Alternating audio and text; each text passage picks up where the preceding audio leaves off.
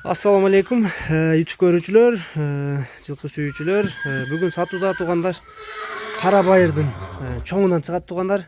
Бул өспүрүм 2 жаштагы. Азыр маалыматын шеф өзү айтып берсин, жакшылап бир маалыматын бериңчи өспүрүмдүн.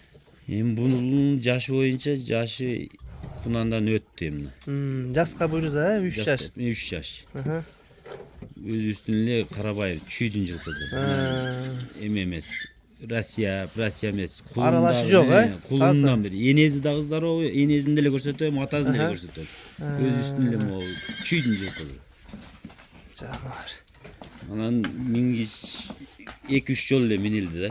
Жаңы үйрөнүптүр да. Балдар жашыраак болуп атат. 8-класстагы бала. Бирок негизи пейли жакшы экен, жоош баягындай. Жоош. Бир жолу такалаттык болду.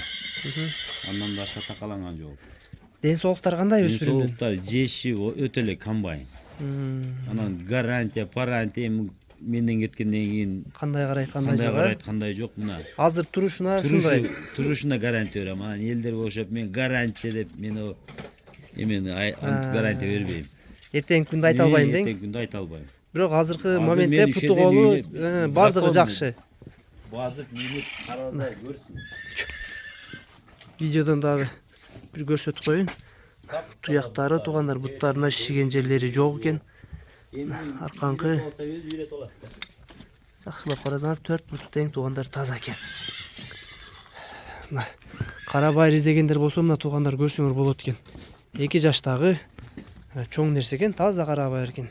Ата энеси, теги, айгырдын бардык маалыматтары бар экен. Жанар. Бунун устун баазын канча дейбиз? Баазын айтың. Буну 4000 ровно 4 болсо берип берем. 4000 ровно.